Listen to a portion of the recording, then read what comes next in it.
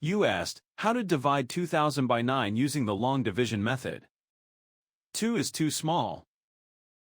Use 20. 20 divided by 9 equals 2. 2 times 9 equals 18. 20 minus 18 equals 2. Bring down 0, making 20.